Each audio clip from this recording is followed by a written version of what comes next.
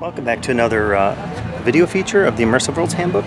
Today I am back at Expo 2015 and I'm outside the Arid Zones Pavilion. And one of the things you're going to notice here at the beginning is quite a bit of text given to the guest that presumably, again, it's going to give them a sensibility about what's to be expected, what's to be seen. And then as you move around and you look at, some of the local features, then we start talking about the future side of things, which is a key for Expo 2015. So in this case, talking about using the sun to make drinkable water, and certainly drinkable water is one of the key issues, not just for arid zones, but quite obviously it is, but is a key issue for many societies across the world. Just reading from the Expo guide here, the beginning talks about sand, rock, and wind and vast expanses beneath a pitiless sun that only the thorny bushes and age-old bobow trees, as motionless as placid giants, can withstand. It goes on to talk a little bit about life, and again focusing on some of the subsistence strategies and focusing on the fact that there's little water available. So this is a key aspect to these nations here in this pavilion, and I think that's a good way to structure things thematically. You see a lot of different ways to structure the different cultures and nations at expos of the past. In terms of the expo here in Milan in 2015, the focus on food, sometimes it's broken, that theme, for the sake of the smaller themes that you see here. But I think in this case, it does make sense to organize or to thematically orient the guests in the space via key issues. Those could be climatological issues, geographical issues, cultural issues, issues of an environmental nature, and so forth. But let's flip the camera around and go take a look here at the nation pavilions in the Arid Zone area of Expo 2015.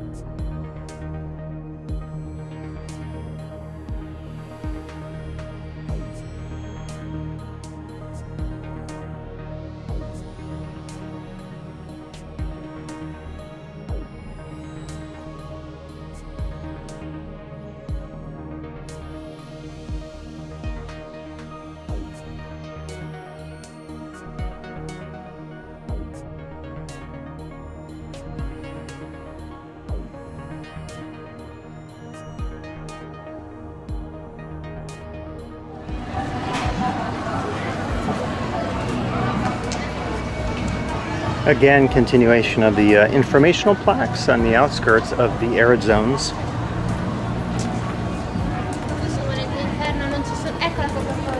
And another really dramatic and nice architectural feature above, which maybe provides a little bit of shade as well.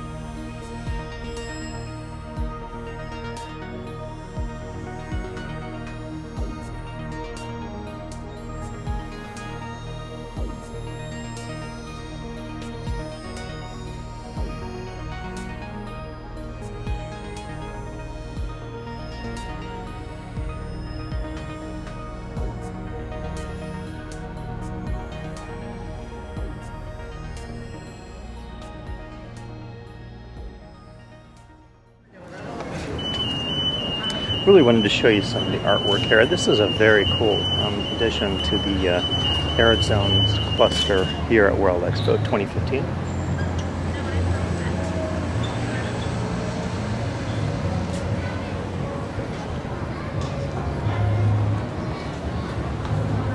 And we have one more pavilion to look at.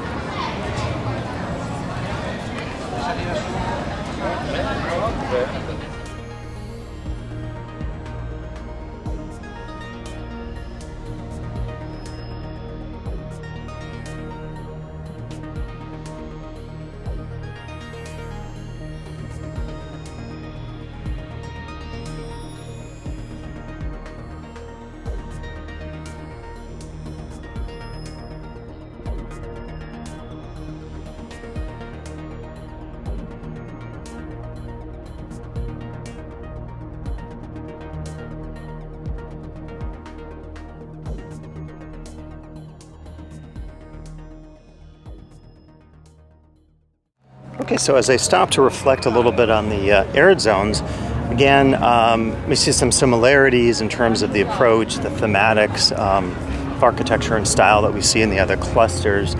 One of the, it was neat to see nations like Jordan and Palestine, certainly, and you think some of the nations we see at the Expo, there's, I think, like a greater awareness, or there's a greater necessity to reflect on the nations because of some of the geopolitical issues that have been going on in the world. So certainly think of that with Palestine. Again, down at our previous cluster we looked at, we talked about maybe North Korea. And so I think it's important to keep that in mind when you're visiting some of these pavilions, and in a sense they take on a different political charge to them because of that fact. The other thing I was thinking about here, and we're getting a nice long shot of the cluster, and you can see how dramatic they've made some of these. So even though I pointed out earlier that some of the pavilions inside are really small, and I feel like in a sense that's unfair because it maintains the geoeconomic politics of the world and the military politics of the world. And the other side of it, you know, they've done a lot to at least include those nations. Now, one of the things I was also thinking about in this context of these clusters is, I had mentioned to someone the other day it'd be a good exercise for an anthropologist. I'm going to take a walk here through the biodiversity park because it looks pretty green and shady as we're in an arid zone, or feels like an arid zone today as well. But I was mentioning that a great project would be to, say a cultural anthropology student would be to come to the World Expo, to visit a few of the pavilions, and then to reflect on what was presented, and to think about things like essences and stereotypes, and at the same time think about core foundational values, core foundational cultural geographic issues, issues of materiality, issues of architecture, religion, culture, you name it. And then to reflect on those deeply and ask yourself whether or not, I don't want to say they got it right, but whether or not they've presented enough of the essences such that they haven't overly stereotyped the cultures for us. So a lot to think about today here as we reflect on cultures in place here at Expo 2015 at the Arid Zones in Milan. So come back for additional video features of the Immersive Worlds Handbook.